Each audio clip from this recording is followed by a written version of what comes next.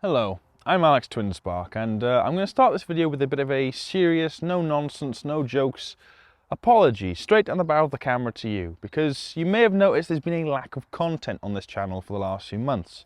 And the reasoning for that is that I lost my job back in October. And as a result, my financial situation hasn't been the best. And that has also affected my mental health.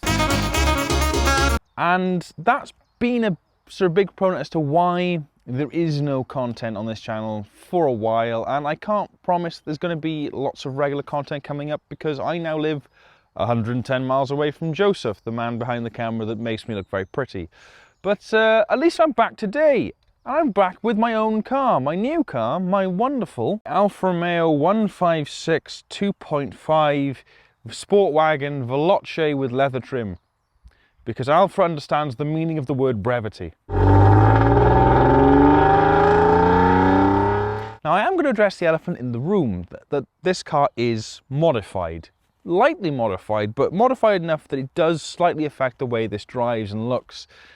So the way I consider this, and the way I'd encourage you guys to consider this, is the sport model before the sport model that never existed. Now to explain what I mean by that, take a look at, for example, BMW or Volkswagen. They bring out a new Golf 3 Series, something like that. And the base car sells well. Everyone loves it. People drive it. They want a sport model. They call for it.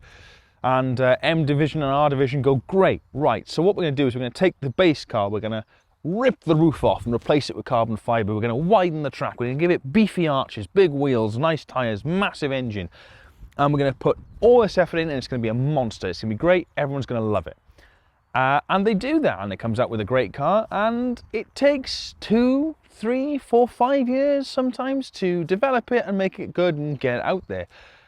So if you're BMW or Volkswagen, and there is this call for this sport model, what do you do? Because you can't release the car that's not ready yet, and you can't really ignore the need for sales. So generally, you take your nicest trim with its best engine and you go, right, well, we'll give it slightly larger wheels, we'll give it low profile tires, we'll give it stiffer suspension, we'll give it a slight cosmetic touch-up, maybe some sporty badges and maybe a lick more power and an exhaust. Call it something like the GTI or, you know, the M Sport or something along those lines, and it's effectively just the regular stock car, but a bit spicier, a bit cooler and a bit more, you know, exciting.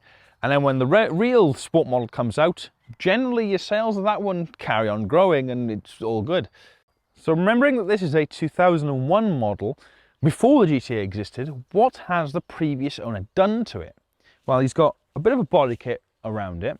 He's got some performance badging. He's got some larger wheels with lower profile tires.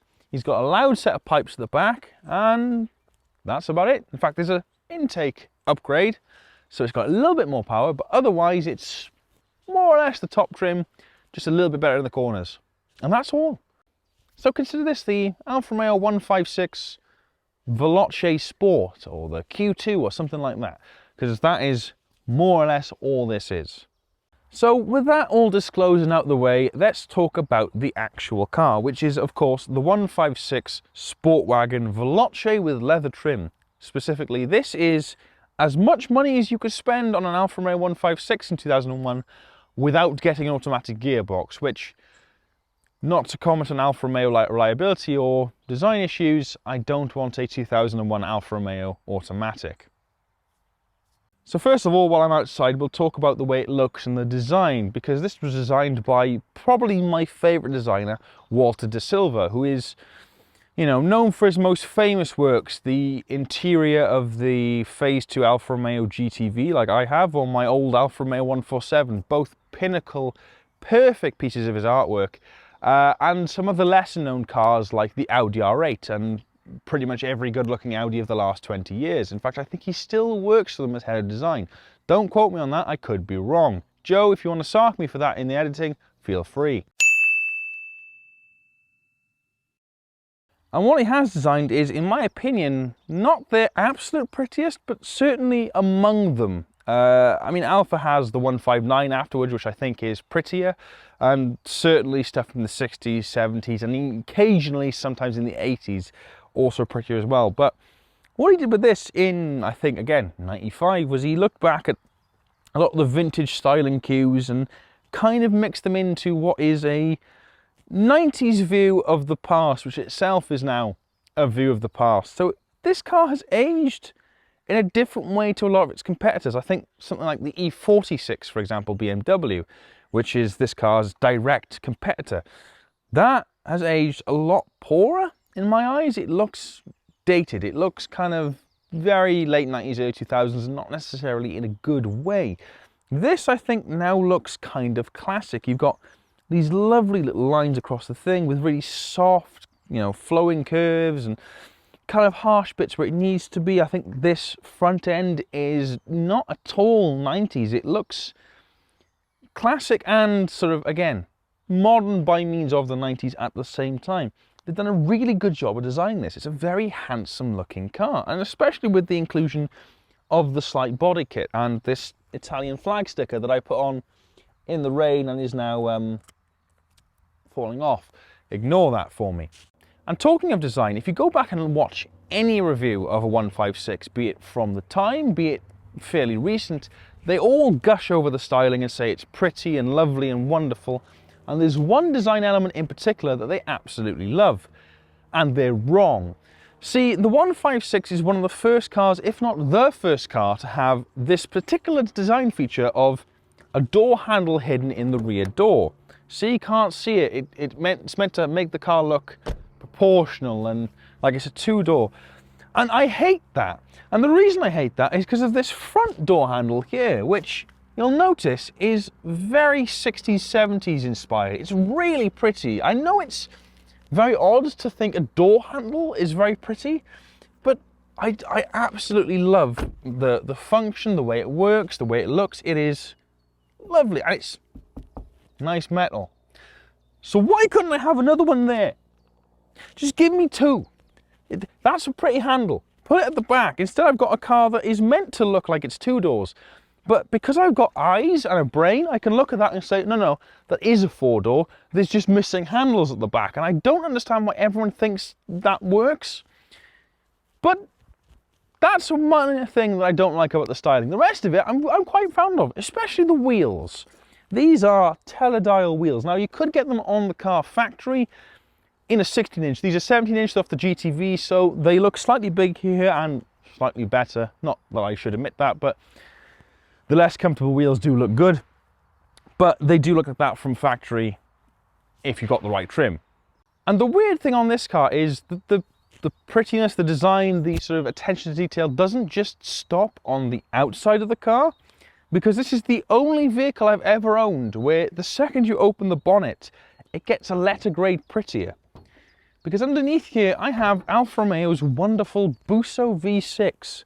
And this engine is unbelievably pretty. This is from an era where people were starting to hide the engines under, you know, thick plastic to reduce noise, harshness, vibration. They were hiding it away and making sure you didn't know the engine was there. You know, it was under there doing something somewhere, but you don't need to concern yourself with that. Not Alfa Romeo. They went, here you go, big V6, chromed intakes, no plastic covering. You're going to look at it and you're going to admire it. In fact, the weird thing is with most V6 engine front wheel drive cars, the engine's tilted the other way. Not an Alfa Romeo. They put it forward so you can look at it and admire it when you're broken down at the side of the road.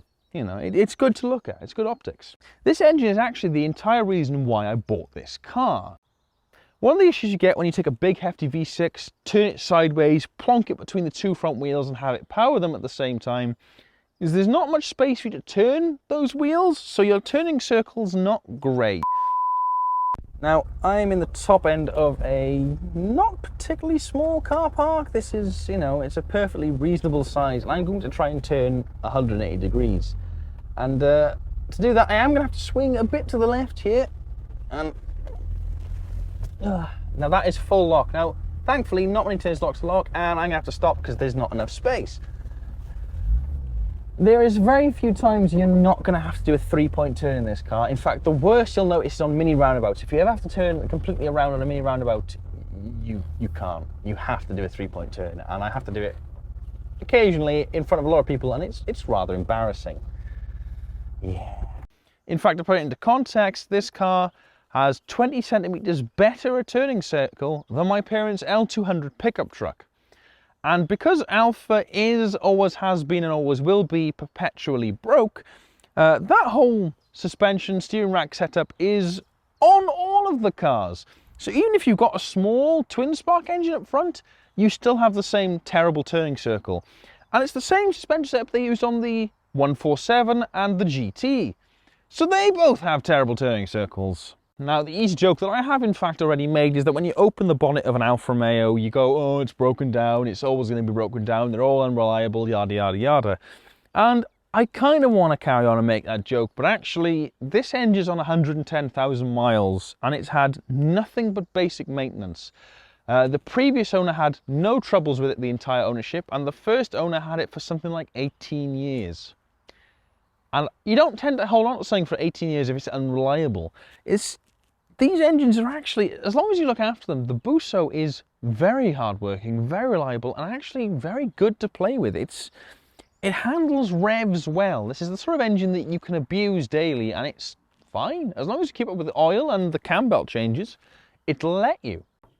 And now I'm going to walk around to the back to talk about the other reason I bought this, it being that it's the Sportwagon. That's a loud clunk. Now, I was adamant that with my next car, I was going to buy an estate, which is what I've done with this, the Alfa Romeo Sportwagon, which I think is the best way to talk about an estate car ever. Now, the boot of any Alfa Romeo from this time is somewhat impractical because they don't really have buttons or handles or anything to open it from the outside, so you've either got to pull a lever or press a button on the inside, or you've got to press a button on the key. Not the most inconvenient thing in the world, and if the battery is dead, for example, you do have a slightly stiff thing there to turn that keyhole in there, which has now locked my car. That's not a good thing. A few minutes later. Now, when you get into the boot, it isn't inherently unusable. I knew it'd try to lock it. I'm right here. I'm holding the key.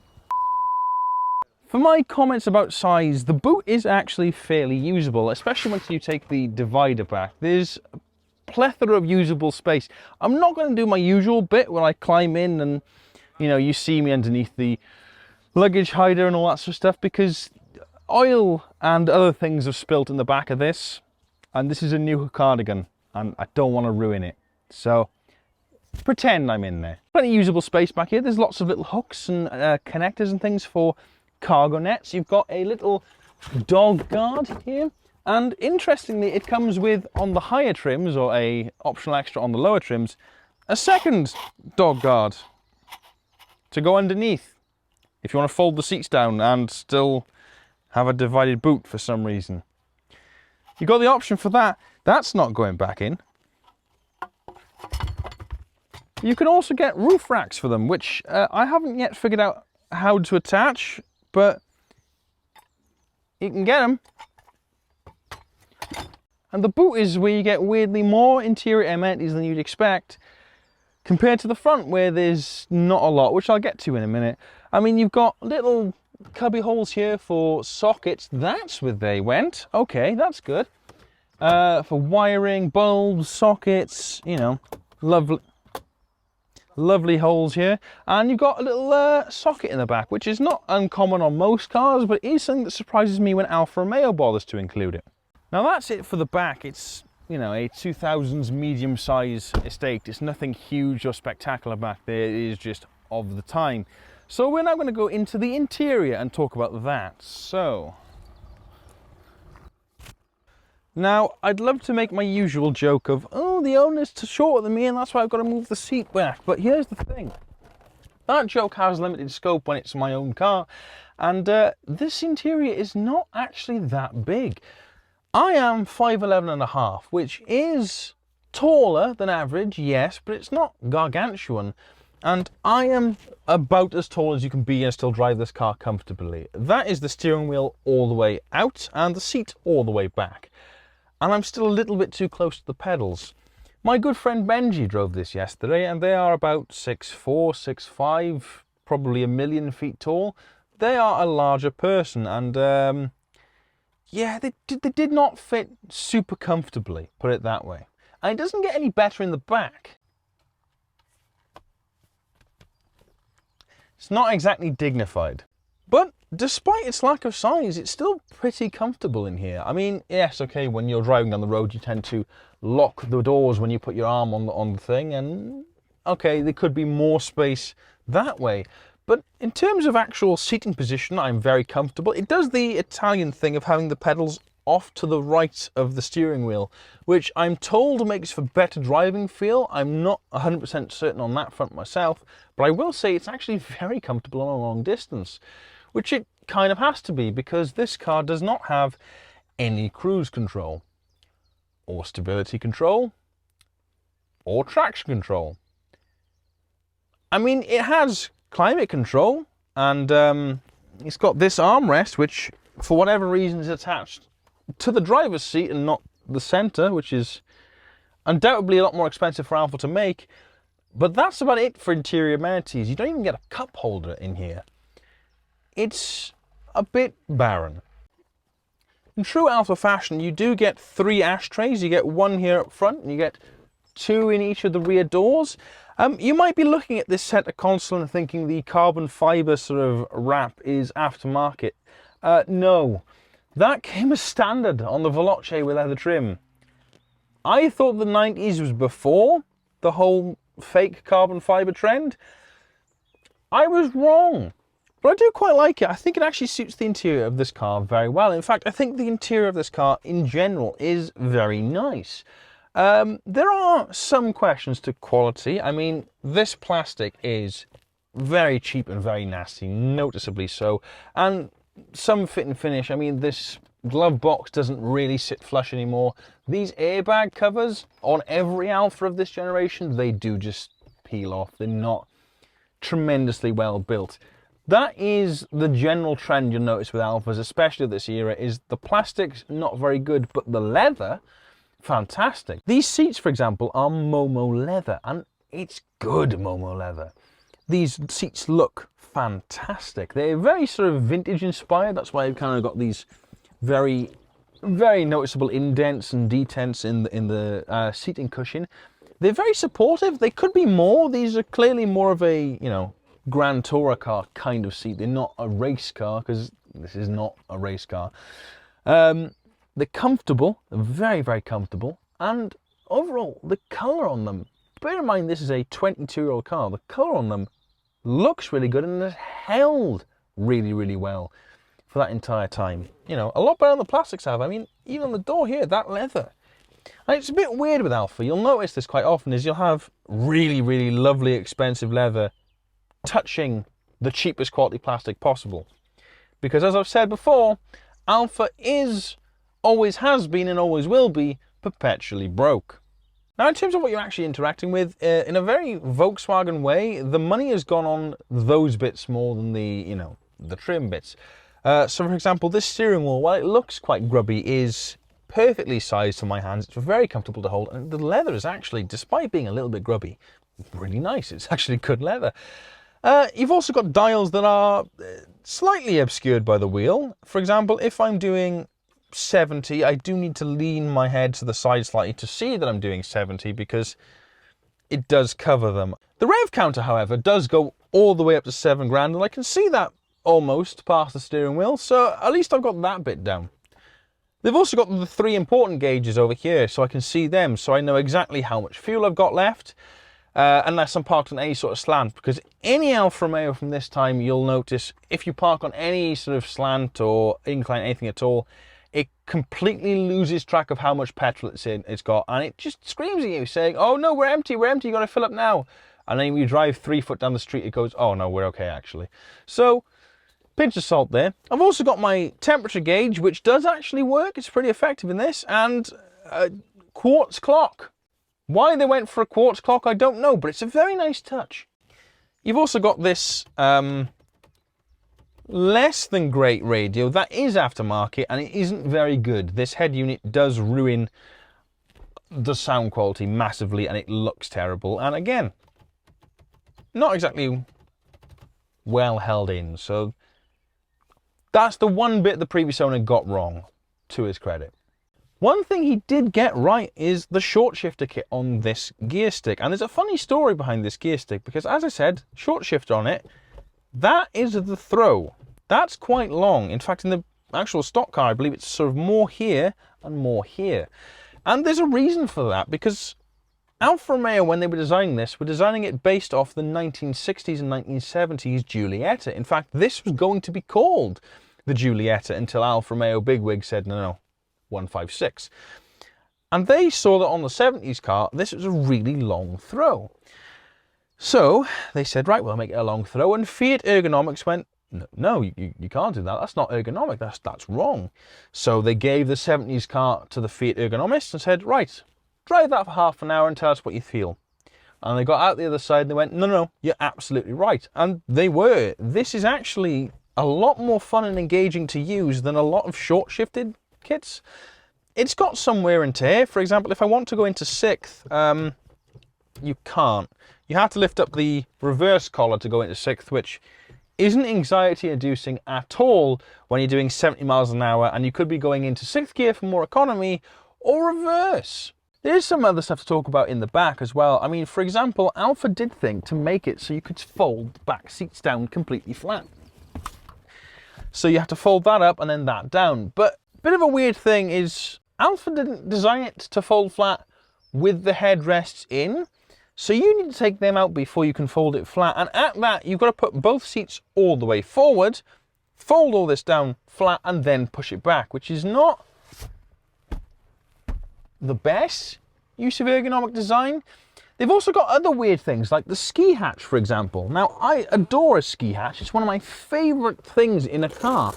But because the previous owner, the first owner rather, optioned the additional headrest, you can't open it. You have to actually, and this, I'm not exaggerating how much effort you've got to put into opening this rear headrest. You've got to punch it all the way up to get that down, which you can put it down afterwards, no problem. But in doing so, and by the way, this is a fiddly thing to do because you've got to use both hands to pull both tabs and pull it down at the same time. You can't close it again. So I don't know why they designed that in such a way that it doesn't really work, but at least you've got the ski hatch. One thing I will say to Alfa's credit is that they put the ashtrays on the door. Now, a lot of cars of this age do have ashtrays in the back in case your kids want to light up on the move. They tend to have it here. This one doesn't, which means you do have two air vents back here, which means the people in the back do actually get aircon. And if it was recast, it would be completely mediocre aircon as well, so it wouldn't be bad. While I'm back here, I will talk about how this car has held up over the last 22 years, because it is an Alfa Romeo from the 2000s, which weren't known for the best reliability or the best build quality. So how has it held up over 22 years and 110,000 miles? And you won't be surprised to know that there are things broken. For example, the window that is next to the camera right now doesn't go down because the window regulator has given up. And some of the plastics have not exactly held on great, and some of the seals are starting to perish. But it's actually not too bad. Compared to any other car that is 22 years old, it is of a similar ilk in terms of what's left and what's broken. Now, I'm going to be honest here, a lot of the 156s weren't very good early on. They were known for rust issues, especially at the back. The Twinspark models were known for grenading engines because, as much as I love Twinspark engines, they're finicky. They had reliability issues, but what you'll find is that if you're buying a 156 now, most of those issues aren't present. Alfa Romeo is a bit of a weird company. They're one of these ones that if you buy a car that was built on a Monday, it's not very good. If you buy a car that was built on a Friday, it's not very good. But you get the perfect car from a Wednesday, fantastic. And a lot of the cars that are left are those Wednesday cars. So a lot of the cars left don't tend to suffer with the rust issues because they weren't that bad in the beginning and they've been rust-proofed by, careful owners. The engines haven't blown up because they've been looked after at the correct service intervals and they're just generally running. So while I know they were known for unreliability issues back in the day, the ones that are left, generally speaking, aren't too bad. In fact, I wouldn't say they're even that bad at all. So now we've talked about what it looks like on the outside and what it looks like on the inside. What's it like to drive? Well, let's find out. Oh, I'm in the wrong seat.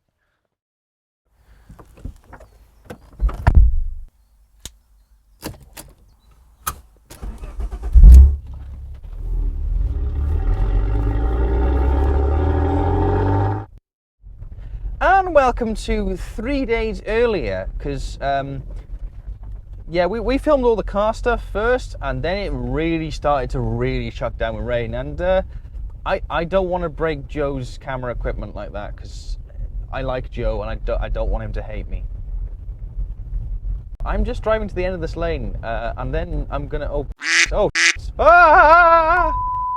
So this car is what I'd like to call sort of 2000s fast.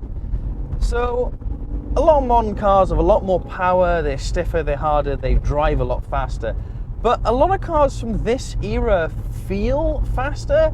It's because they're a bit squidgier and they're not as refined, so there's a bit more wind noise. So you get the effect that you're going a lot faster. It feels like, you know, I put my foot down and I feel like I'm properly like belting it. And in reality, I'm doing about 25, 30 miles an hour, but it feels faster. It's a psychological effect.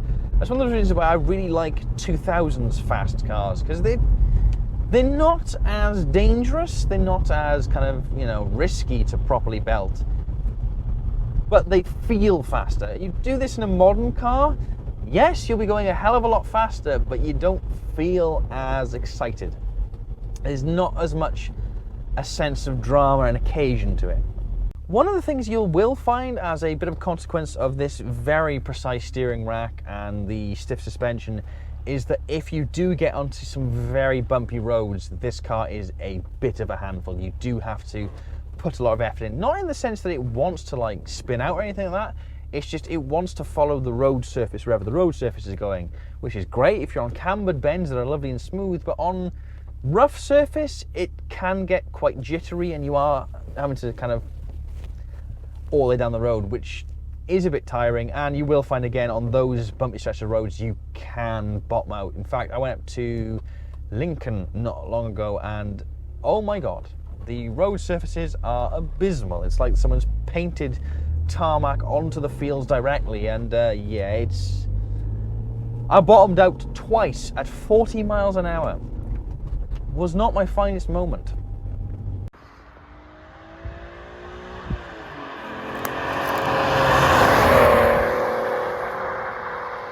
So my thoughts on the engine at the front of this car are somewhat contradictory.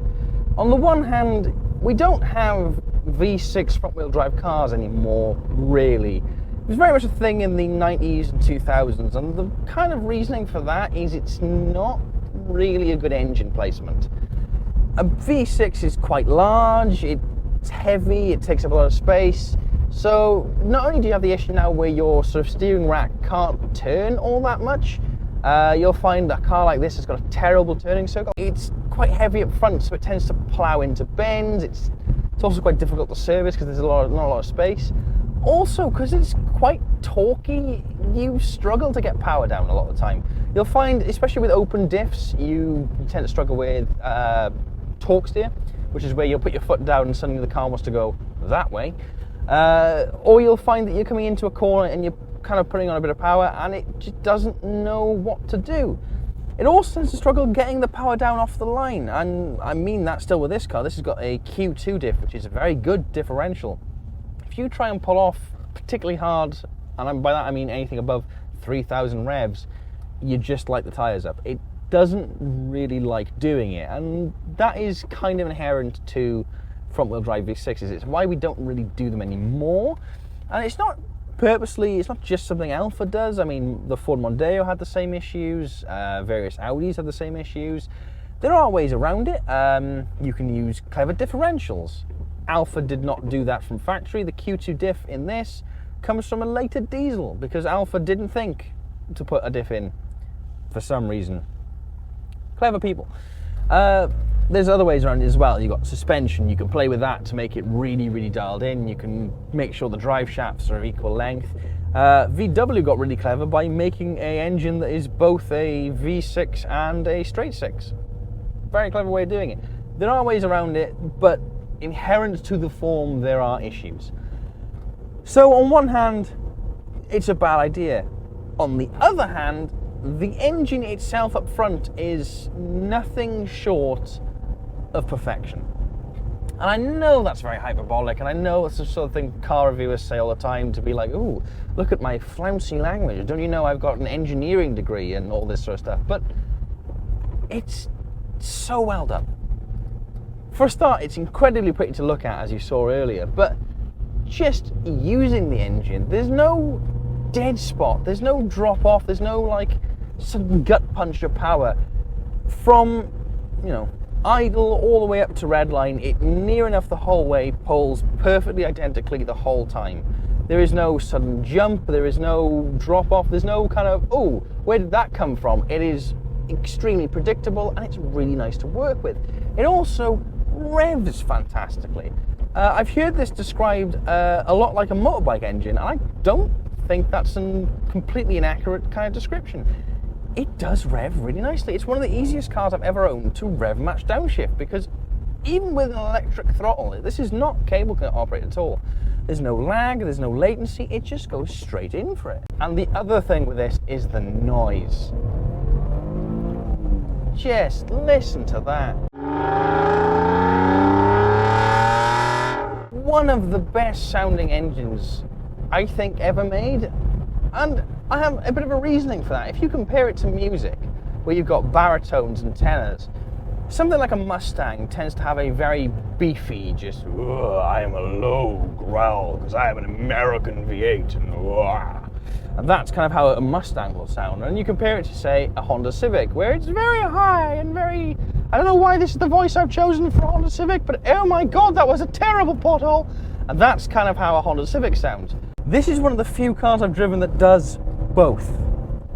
And yes, it is aided by the Wizzard Exhaust System at the back, which makes this car sound phenomenal without it being too overwhelming. I know from a good friend in Mexico that you can sit at 120 miles an hour in this car very comfortably and have a regular conversation. It's not too loud in here. But when you do put your foot down, there is just an orchestra just bellowing out of the back.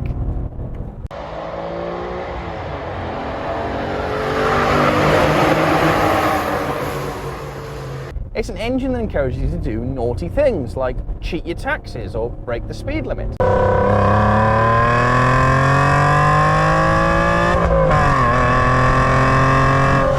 I want to give a massive props to the previous owner, because he has done this brilliantly. He's set this car up just right.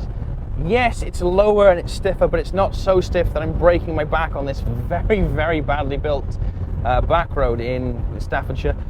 And while I said it does plough into corners and things like that, and that is very true, that is very much more a case on something like a track or an auto solo course. On a back road like this, it's fantastic. There's no problems at all, because you're not pushing hard enough to hit those problems. Instead, you just get a front-wheel drive pulling you out of the bends with a beautiful soundtrack. The steering as well in this is lovely. It's a really direct rack. It's very, very precise. There's a lot of mechanical feel to it. You drive something a lot more modern than this, you aren't going to have as much communication between you and the machine, which, alright, you gain other things like, you know, car safety and interior amenities and maybe even cruise control, but you do lose such really nice steering. And I will say as well, like I said, these shocks are not overly stiff, which means you come into a corner and you just gently roll and then go round. There's no kind of harsh ride or it feels like it's throwing you out. It is perfectly controlled. It is just right. So again, to the previous owner, mwah, beautiful job. Now, what's it like around town? Now, I was very complimentary earlier of the suspension. Now, oh God. Now I have to not be. And you can tell from the wincing in my voice, it's low with the body kit, which means occasionally you go over speed bumps like that and it does scrape, especially when you have multiple people in here. it's not always the worst. Oh God. Oh. It's not always the worst, especially when it's unladen like it is today, but it is something you notice. Especially when it's loaded at the back, it feels like the shocks are blown. Now, obviously, if you have a stock one of these, you're not going to have that issue. So, pinch of salt. It's also not helped by the fact that these wheels, whilst looking fantastic, are lower profile and sort of a larger diameter than the stock ones, which means they're not as cushiony, put it that way. One thing about it driving around town that it does extremely poorly is MPG. Because this car only takes E5 premium fuel and it does 17 miles to the gallon around town. 17. I want to point out, we started this film shoot with just over 3/4 of a tank of fuel. We've been driving for 40 minutes and I'm nearly at half a tank. It's a thirsty engine. It makes up for it in some ways, namely the noise. But prepare for bills.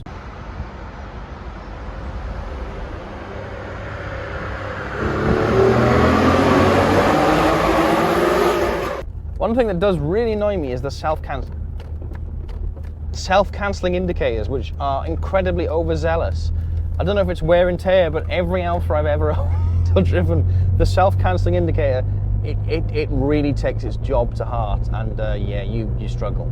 You're now joining me on the M6, which, as ever, is an average speed zone and is full of people. So it's not like we're going to be showing you any cannonball run attempts today. But what is this like on the motorway? It's actually very civilized, very comfortable. A lot of cars with modified loud exhausts become very overwhelming on the motorway. You tend to get a long drone and it's not overly pleasant. You tend to find with a lot of low and stiff cars, it's very bouncy, it's not very comfortable, it doesn't like being over expansion joints or anything like that. You don't really have that problem in this. Yes, it's low enough and stiff enough that you do notice the expansion joints and what have you, but it's not uncomfortable. It is perfectly pleasant to deal with. The drone at the back is actually barely noticeable. I'm talking at a very reasonable level now, and Joe has got no problem hearing me. Me and Joe were having a lovely, pleasant conversation just now. There is a bit of wind noise. It is a 22-year-old Alfa Romeo. I would expect that. It's not overwhelming. Again, a good friend in Mexico has done 120 miles an hour and had a good, pleasant conversation in this with no real issues. Yes, you have to raise your voice ever so slightly, but it's not too bad. You'd think for the lack of cruise control this would be kind of annoying on a long distance, but actually due to the way you kind of sat with your legs off to one side and everything else facing forward, it's actually fairly comfortable. It's not bad at all, and I'm saying this as someone who is too tall for the car. This is built for shorter Italian people, and Joe.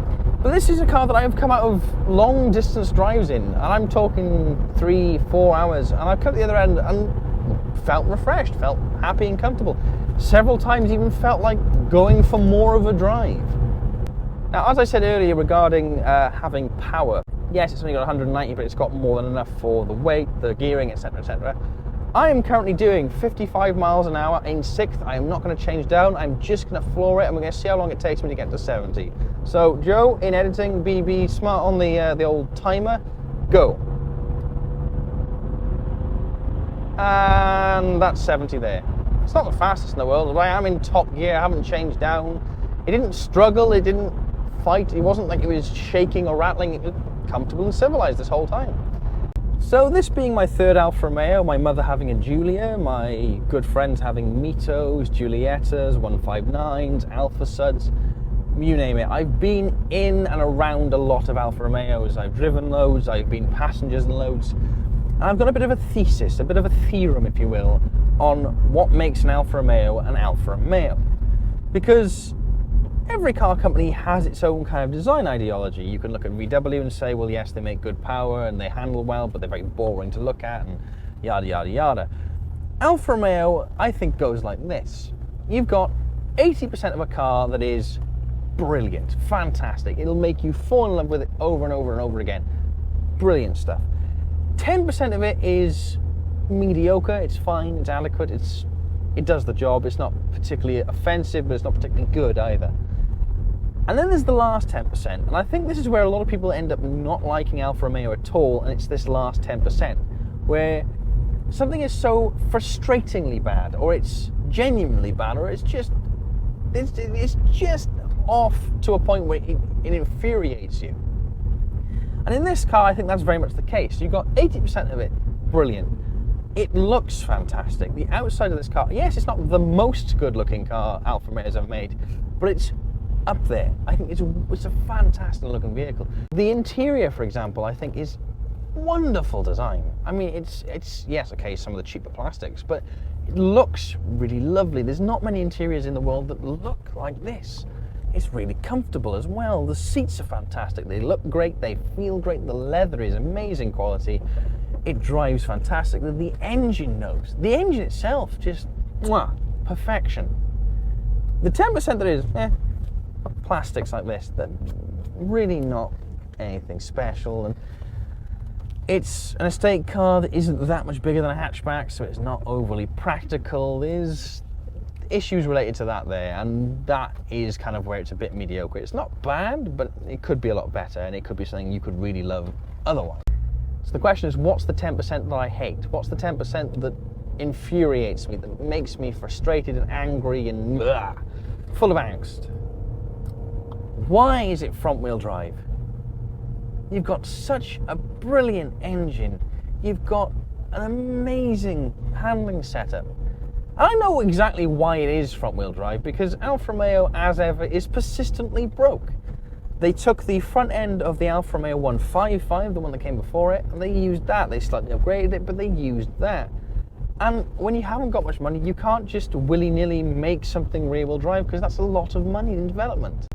Now, they had the technology to make it four-wheel drive. In fact, later on they did. There is actually a Sportwagon Q4 and a Crosswagon Q4. Now, they were only available in Europe, and when I say in Europe, I mean basically only in Italy, and even then only in certain vineyards where you really wanted them. But there was a four-wheel drive version of this.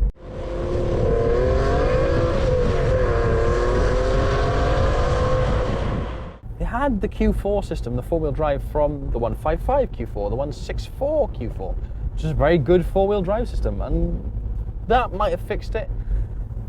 But as much as I really enjoy driving this car, and I think if it was the Twinspark, it would be no issue at all with it being front-wheel drive, but with the Busso, I just think this engine deserves to be powering the rear wheels. It's a good car. It's a really good car, front-wheel drive, and I won't take that from it. Alfa Romeo did a great job. I just wish, if you gave me the cursed monkey paw, I would just wish that it was rear-wheel drive, and that would just complete this experience. But for now, it's just the final 10%, and that is what's so upsetting and frustrating about this car.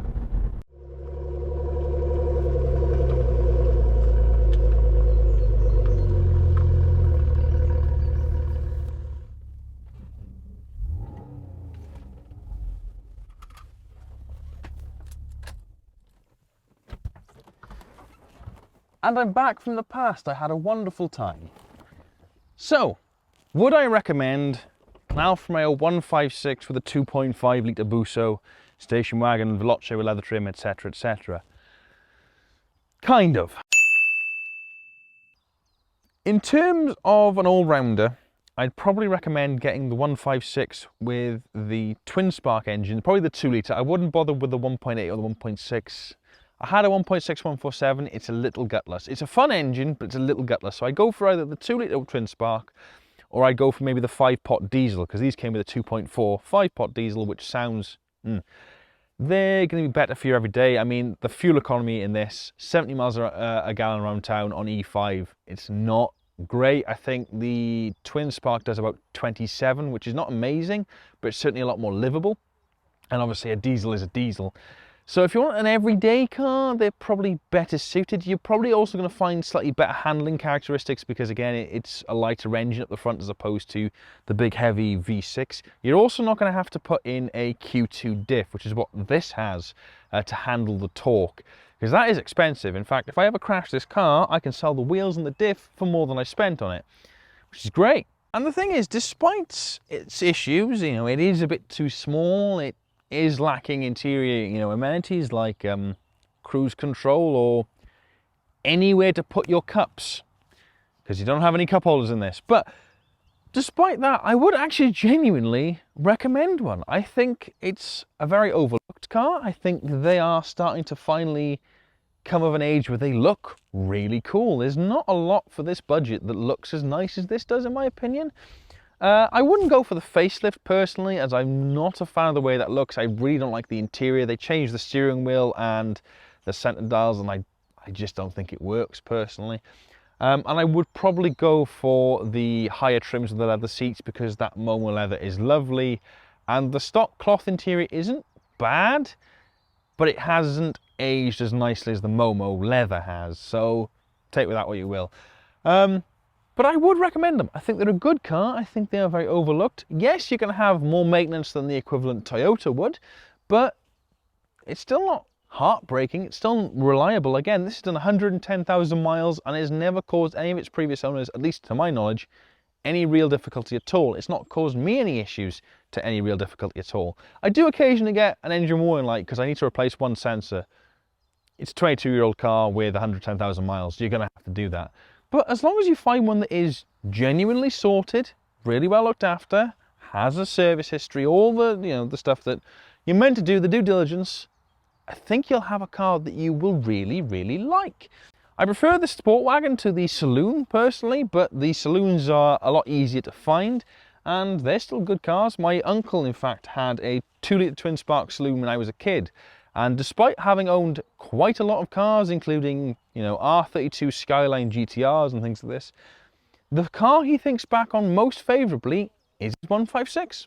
They are good. They are fun. They're very overlooked, and I think it's worth your time. So if you're looking for a sort of a mid-2000s estate, consider the 156. It might be the undersung hero that you really, really love. And that's it for this review. If you've enjoyed it, please like, subscribe, tell your mum I said hello, all of that gubbins. Unfortunately, we're not taking any more submissions at the moment because due to me not really having much money at the moment and Joe being an actual working professional and me living far apart, etc, etc, we're kind of going to film these as and when we've got chance, and we've already got quite a large selection of cars for that. So when we do reopen the submissions, I will let you know, but unfortunately, not for now. We are, however, still running the Twinspark Car Club. Feel free to join that on Facebook, where we have a lot of events coming up. We've got one in May. We've got the NC500 tour planned for June. Please let me know if you want to come to that, because that looks to be a lot of fun. But other than that, that's kind of it for the video. Big thank you to Joe and Blue Multimedia, as ever, for filming for me. I usually put that in the description, but I'm going to put it in the video this time. You can edit your own sort of promo in here.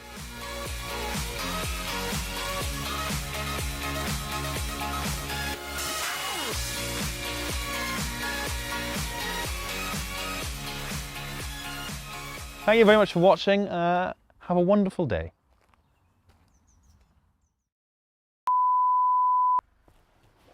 Oh, I do actually really like this car. For all I say, there are issues with it, don't get me wrong, but I do really like this car. I am just talking to the camera now because I can, so however much of this you want to remember, kids, even with a big V6, you're never immune to being caught behind cyclists on a Wednesday.